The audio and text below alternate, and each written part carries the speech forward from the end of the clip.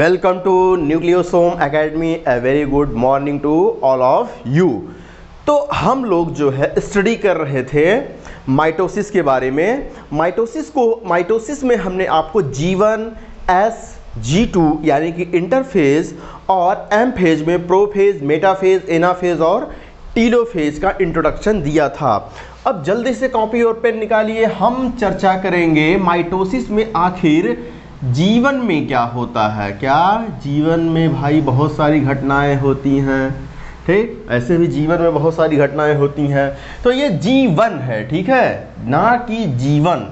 तो ये G1 जो है इसमें आपका जो एक सेल होता है, क्या होता है, एक सेल होता है। मान लीजिए हमने यूकैरियोटिक सेल बनाया है और इसमें डीएनए बना दिया है, यानी कि अभी ये डीएनए क्या क्रोमैटिन के फॉर्म में है, थ्रेड के फॉर्म में है। जीवन में क्या होता है कि इसका साइज इंक्रीज कर जाता है। ये देखिए साइज क्या हो गया, इंक्रीज कर गया, लेकिन अभी भी अंदर का जो जेनेटिक मटेरियल होता है उतना ही स्पेस लिया रहेगा जितना कि ये पहले लिया था, राइट।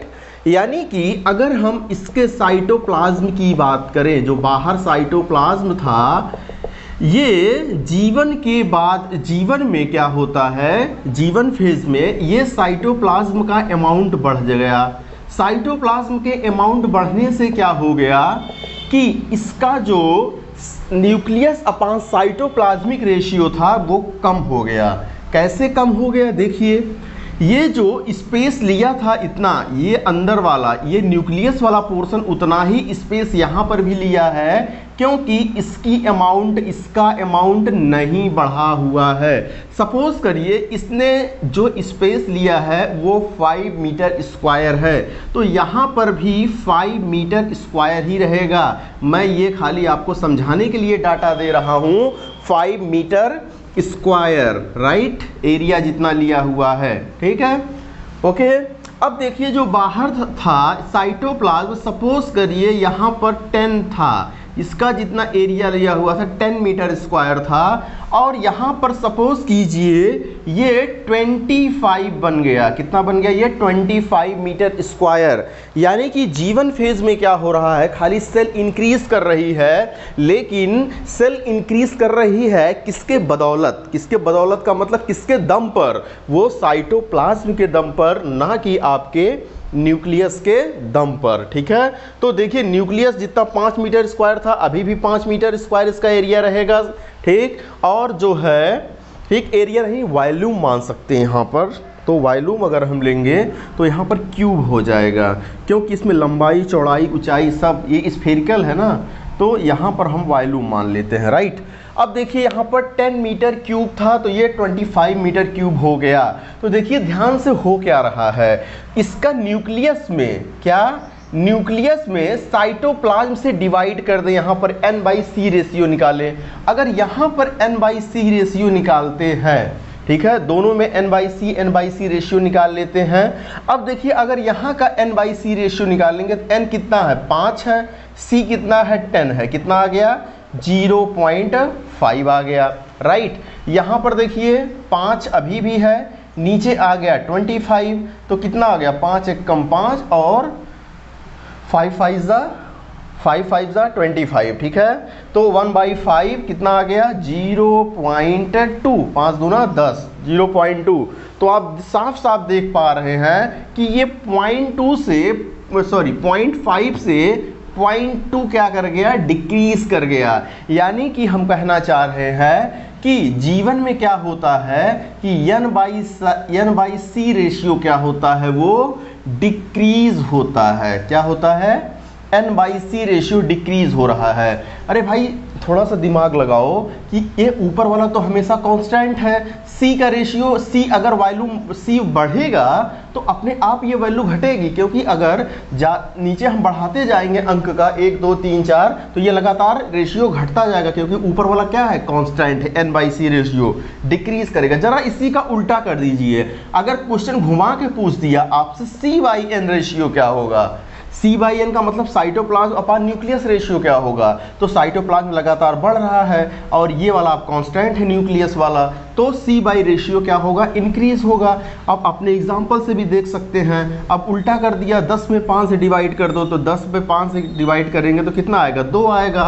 और यहाँ पर 25 में 5 से डिवाइड कर दीजिए तो कितना आ गया, 5 आ गया। देखिए 2 से कितना हो गया, ये 5 हो गया। तो सी बाई एन रेशियो चाहे कह दीजिए इंक्रीज हो रहा है, चाहे कह दीजिए N by C ratio decrease हो रहा है, लेकिन हम ज़्यादातर क्वेश्चन में देखते हैं यही होता है, न्यूक्लियोप्लाज्म अपान साइटोप्लाज्मिक रेशियो देखने को मिलता है। ये क्या होता है, ऑलवेज डिक्रीज होता है। ये होता है आपका काम G1 फेज में, राइट। इतना नोट करिए कीजिए।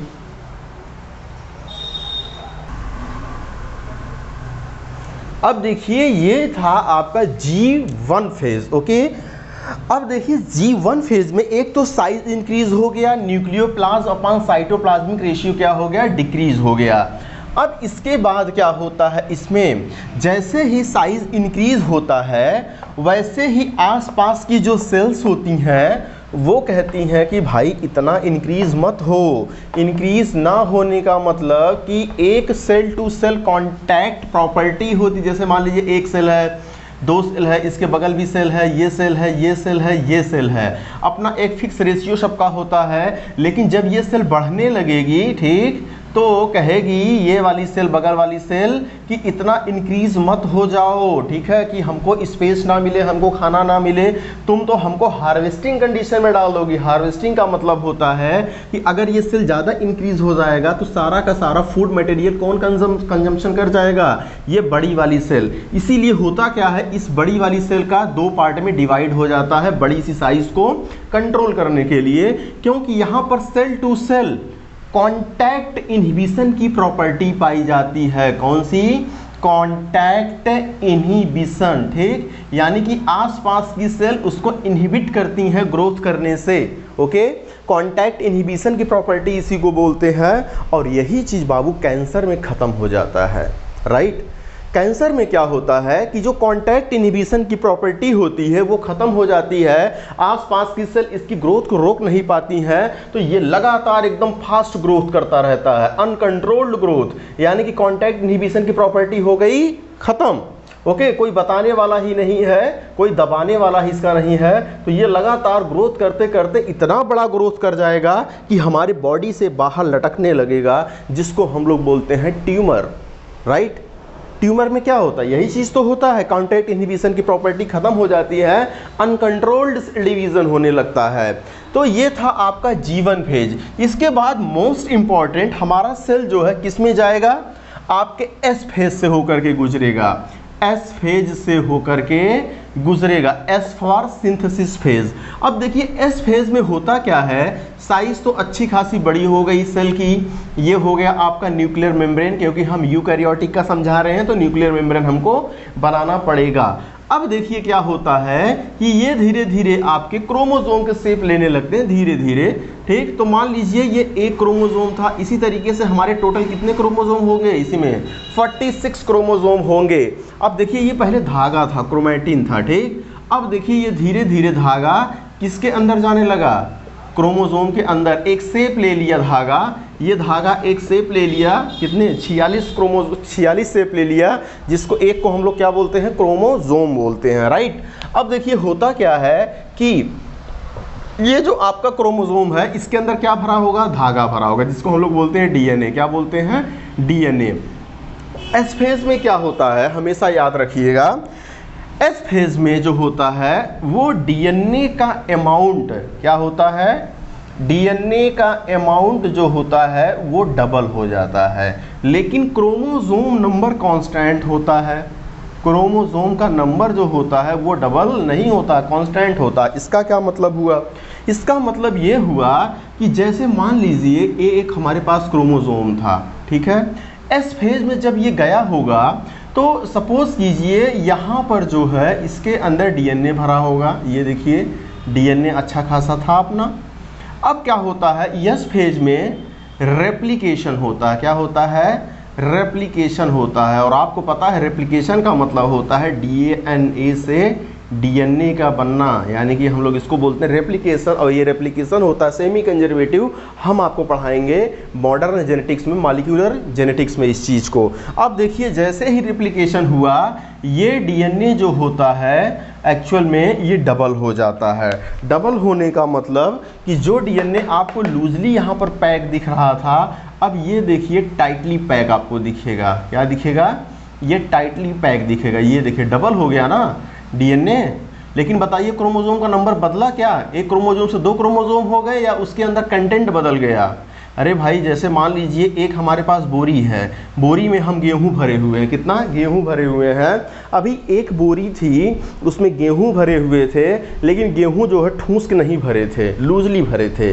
अब जो है गेहूं को हमने उतना ही गेहूं उसमें और भर दिया, ठूस ठूस के उसमें, ठीक। तो अब उसका पूरा मटेरियल क्या हो जाएगा अंदर, बोरी का टाइट हो जाएगा, लेकिन बोरी का नंबर बदला नहीं, बोरी अभी भी एक है। तो इस क्रोमोसोम को बोरी मान लीजिए, इसके अंदर जो डीएनए था उसको गेहूं मान लीजिए। तो बोरी अभी भी एक है, लेकिन इसके अंदर जो डीएनए था जितना लूजली बाउंडेड था वो अब टाइटली बाउंडेड हो गया। आप देख सकते हैं फिगर में, अगर यहाँ पर डीएनए का अमाउंट 2C था, सपोज कीजिए 2C था, जो C होता है वो डीएनए के अमाउंट बताने के लिए रिप्रेजेंट किया जाता है। यानी कि 2C था तो इसका क्वांटिटी 2 गुना हो जाएगा, 4C हो जाएगा।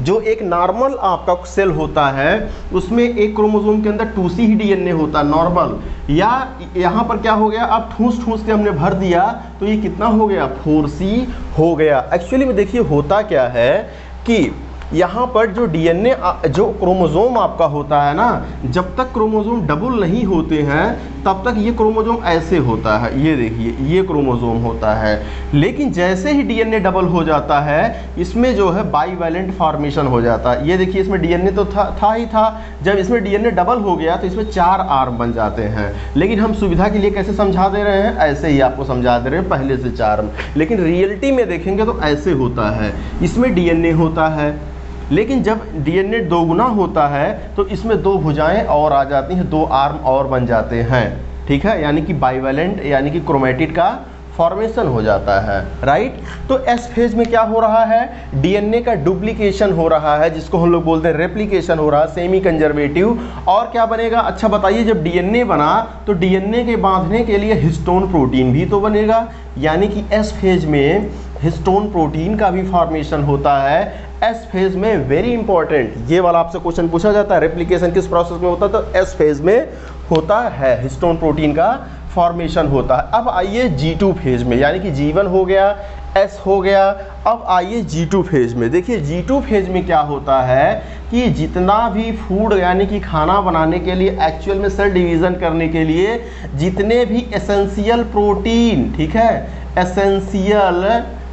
एसेंशियल का मतलब जितने आवश्यक प्रोटीन होते हैं, प्लस आपके एंजाइम, सारा का सारा जो एंजाइम आपके यूज़ होना है एम फेज में, वो यही बना लिया जाता है। जैसे एक सपोज कीजिए, एक हमने आपको एग्जांपल बता दिया, ट्यूबुलिन प्रोटीन। कौन सी प्रोटीन, ट्यूबुलिन प्रोटीन, ठीक। ट्यूबुलिन प्रोटीन जो होते हैं ये आपके बनाएंगे स्पिंडल फाइबर। क्या बनाएगा, स्पिंडल फाइबर। अभी बताते हैं स्पिंडल फाइबर का काम क्या होते हैं, जो कि ट्यूबुलिन प्रोटीन के बने होते हैं, ठीक। तो ट्यूबुलिन प्रोटीन का फॉर्मेशन G2 में ही होता है, और जितने भी एंजाइम एसेंशियल होते हैं हमारे एम फेज में, माइटोटिक फेज में, वो भी G2 फेज में ही बनते हैं। अच्छा एक चीज़ हम भूल गए एस फेज में बताना, कि एस फेज में क्या होता है कि जो क्या चीज़, जो सेंट्रोमियर होता है एनिमल के केस में, किसमें, एनिमल सेल के केस में जो सेंट्रोमियर होता है उसका भी डुप्लीकेशन हो जाता है, या कह दीजिए उसका स्प्लिट हो जाता है।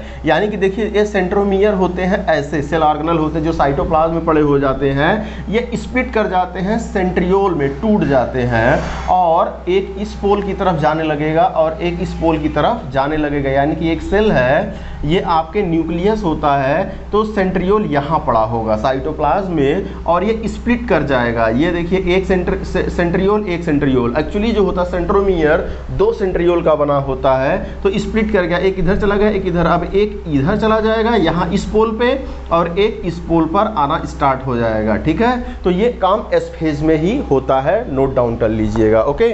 अब देखिए G2 फेज में क्या होता है कि हमने बताया एसेंशियल प्रोटीन और एंजाइम का फॉर्मेशन हो जाता है, जैसे कि से फॉर एग्जांपल ट्यूबलिन प्रोटीन जो हमारा स्पिंडल फाइबर यानी कि थ्रेड बनाएगा, ओके।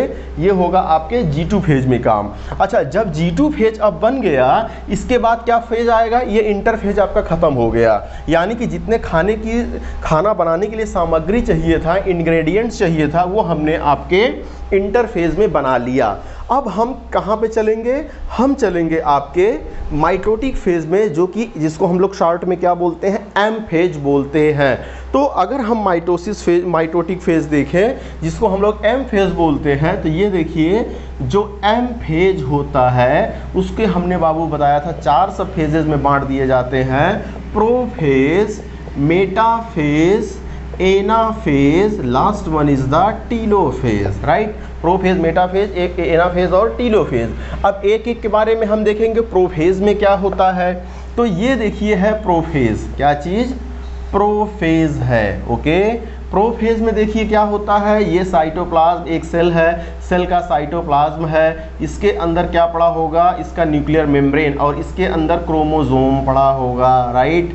तो इसके अंदर देखिए होता क्या है, क्रोमोसोम होगा यानी कि न्यूक्लियस होगा, और न्यूक्लियस के अंदर एक क्या होता है, डेंस रीजन होता है, जिसको हम लोग बोलते हैं nucleolus.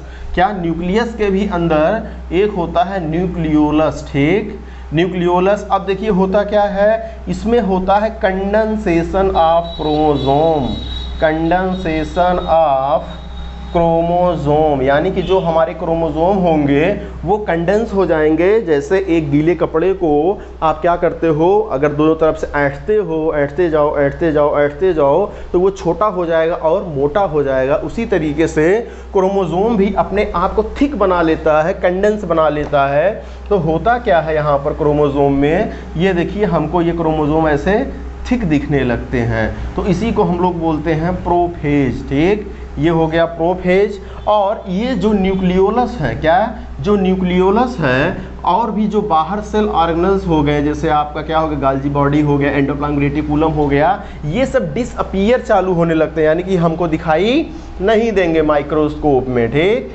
Disappear of cell organelles, ठीक। न्यूक्लियोलस वगैरह सब खत्म होने लगेगा, और सेंट्रियोल कहाँ पर पहुँच जाएंगे, इसके अपोजिट पहुँच जाएंगे। तो ये था आपका प्रोफेज के बारे में, ठीक है। तो प्रोफेज में क्या होता है, condensation of chromatin fibre into chromosome, okay, degeneration of nucleus होता है, ठीक है।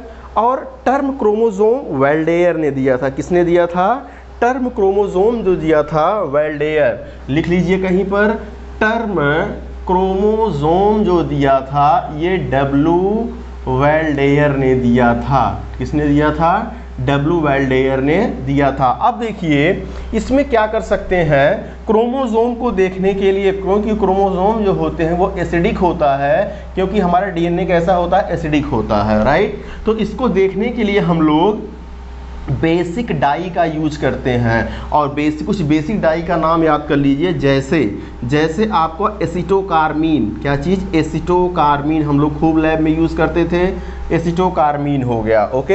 एसिटोकार्मीन जो होता है जनरली लैब में यूज़ किया जाता है, क्योंकि इसका प्राइस क्या होता है, कम होता है। एसिटोकार्मीन हो गया, मिथाइलिन ब्लू हो गया, या हेक्सामेटोजाइलिन हो गया, हेक्सामेटोजाइलिन, या फिर मिथाइलिन ब्लू, ये सब कैसे डाई होते हैं, ये सब आपके बेसिक डाई होते हैं, जो कि हमारे डीएनए को देखने में काम आते हैं, क्योंकि डीएनए एसिडिक होता है, इसीलिए हम लोग बेसिक डाई का यूज करते हैं। बेसिक डाई में लैब में एसिटोकार्मीन, जिसको हम लोग सिंपली भाषा में कार्मीन भी बोलते हैं, हेक्सामेटोजाइलिन या मिथाइलिन ब्लू का यूज़ करते हैं इसी फेज़ में देखने के लिए, ओके। तो ये था आपका प्रोफेज। अब देखिए मेटाफेज में क्या होता है। अच्छा, मेटाफेज से भी पहले एक प्री मेटाफेज होता है। जैसे मान लीजिए हमारे सारे क्रोमोसोम को एक लाइन पर लाना है, इक्वेटर पर लाना है। ये देखिए हमारा सेल था, राइट। यहाँ पर क्या है, सेंट्रियोल है, ठीक है। अब देखिए होता क्या है कि यहाँ पर सारे के सारे क्रोमोसोम को क्या करना है, लाइन पे लाना है। ये देखिए कोई क्रोमोसोम यहाँ भाग रहा होगा, कोई क्रोमोसोम इधर गया होगा, कोई क्रोमोसोम यहाँ पर रहा होगा, कोई क्रोमोसोम यहाँ पर रहा होगा। तो यहाँ पर हमने बताया था, आपको याद कीजिए कि क्रोमोसोम में यहाँ पर एक प्रोटीन होता है जिसको हम लोग बोलते हैं काइनेटोकोर। क्या बोलते हैं, कौन सा कोर, काइनेटोकोर प्रोटीन होता है। ये देखिए, अब इसी काइनेटोकोर से बहुत लोग जो है यहाँ पर ठीक है, जो आपका सेंट्रोमियर है, क्या चीज़, सेंट्रोमियर है। अच्छा, इसका नाम क्या था, सेंट्रोसोम है। इसका नाम होता है सेंट्रोसोम, और इसका नाम क्या है, जो क्रोमोसोम को बांधे हुए है, सेंट्रोमियर। और सेंट्रोसोम जो होते हैं वो सेंट्रियोल के बने होते हैं। तो ये इसमें कंफ्यूज मत होइएगा, सेंट्रोसोम, सेंट्रोमियर और सेंट्रियोल में, राइट।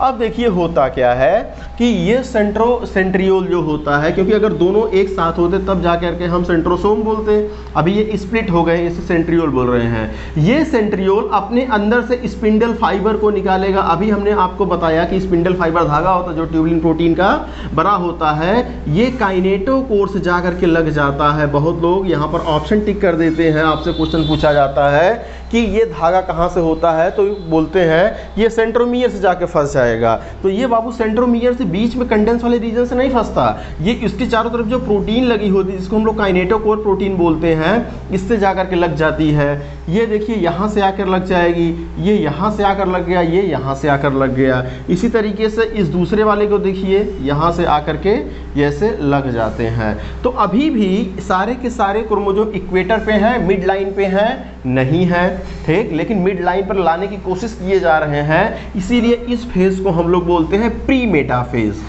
प्री मेटाफेज, मेटाफेज आने से पहले भी एक फेज आता है प्री मेटाफेज, ठीक, या इसी को बोल दीजिए ट्रांजिशन मेटाफेज। ट्रांजिशन में है अभी, ट्रांजिशन मेटाफेज बोल दीजिए, राइट। अब देखिए होता क्या है कि अब आइए एक्चुअल मेटाफेज पे। एक्चुअल मेटाफेज में सारे के सारे क्रोमोसोम कहाँ पर लाए जाएंगे, इक्वेटर लाइन पर लाए जाएंगे। ये देखिए इक्वेटर पे आ गए, 1 2 3 4 ऐसे डॉट डॉट डॉट 46 के 46 क्रोमोसोम कहाँ पर आ गए, आपके इक्वेटर पर आ गए, और काइनेटोकोर प्रोटीन से ये पूरा इनको लगा दिया गया, ठीक है। ये देखिए स्पिंडल फाइबर ट्यूबुलिन प्रोटीन के जो बने होते हैं, ऐसे पूरा 46 क्रोमोसोम इस पर लग जाएंगे। अब देखिए ये तो था मेटाफेज। मेटाफेज में क्रोमोसोम का सबसे बेस्ट शेप देखने को मिलता है। तो आपसे पूछा जाएगा बेस्ट शेप का अगर हमको स्टडी करना होगा तो किस में करते हैं, वो करते हैं हम लोग मेटाफेज में। मेटाफेज में क्रोमोसोम को अच्छे से देखते हैं। अच्छा ये बताइए, अच्छे से देखने के लिए तो इसको तो स्टॉप करना पड़ेगा, नहीं तो ये मेटाफेज से कहाँ चला जाएगा, एनाफेज में चला जाएगा, अपने रूप को बदल लेगा। तो इसको यहाँ पर स्टॉप करना पड़ेगा ना हमको लेबोरेटरी में। तो स्टॉप करने के लिए हमारे पास आते हैं कुछ केमिकल, नेचुरल केमिकल, जो नेचुरल कंपाउंड होते हैं, जैसे कॉल्चिसिन। क्या नाम होता है इसका, कॉल्चिसिन निकाला जाता है। कॉल्चिसिन आटोमेनैली प्लांट से, जो कि मेंबर होता है लिलिएसी का, ठीक है। क्या चीज़ हमने बताया, कॉल्चिसिन एक सब्सटेंस होता है जो कॉल्चिसिन आटोमेनैली नामक प्लांट से निकाला जाता है, फैमिली लिलिएसी होती है। जब इसमें कॉल्चिसिन डाल देंगे तो बाबू पता क्या होगा, ये स्पिंडल फाइबर को जाके तोड़ देगा। अब बताइए अगर ये स्पिंडल फाइबर को जाके तोड़ देगा तो क्या क्रोमोसोम इधर खींच पाएंगे, नहीं। क्या क्रोमोसोम उधर खींच पाएंगे, नहीं, क्योंकि इस रस्सी टूट गई है। तो इसी में क्या कर देता, इस फेज में ब्रेक डाउन कर देता है। कैसे, आपके स्पिंडल फाइबर को तोड़ करके, राइट। तो इसीलिए कॉल्चिसिन जो होते हैं इनको बोलते हैं हम लोग माइटोटिक, ठीक है, माइटोटिक पॉइजन बोलते हैं। क्या बोलते हैं इसको, माइटोटिक पॉइजन बोलते हैं। क्योंकि माइटोसिस में इसने क्या कर दिया, माइटोसिस को स्टॉप कर दिया, ब्रेक डाउन कर दिया, इसीलिए इसको माइटोटिक पॉइजन बोलते हैं। और एक हम लोग टैक्सस का यूज़ कर सकते हैं जो कि आपके जिम्नोस्पर्म प्लांट से निकाला जाता है, टैक्सस। ठीक है, टैक्सस जो होता है आपके टैक्सस ब्रेविफोलिया से निकाला जाता है। प्लांट का नाम टैक्सस ब्रेविफोलिया। ठीक है, अंडरलाइन करेंगे भाई। देखिए हम बायोनॉमियल नॉमेनक्लेचर को फॉलो कर रहे हैं। टैक्सस ये जीनस हो गया, ये स्पीसीज, दोनों को नीचे अंडरलाइन। ठीक, ये क्या है, कैपिटल लेटर से, ये स्मॉल लेटर से, इन सब का ध्यान रखना पड़ता है। टैक्सस ब्रेविफोलिया से निकाला जाता है। देखिए टैक्सस ब्रेविफोलिया भी आपका स्टॉप कर देता है किसको, माइटोसिस को, लेकिन स्पिंडल फाइबर ये ब्रेक नहीं करता है। स्पिंडल फाइबर ब्रेक करने के बजाय ये क्या करता है, सभी स्पिंडल फाइबर को कस के पकड़ लेगा। ठीक है, और जब कस के पकड़ लेगा यानी कि इसमें क्या करा देगा,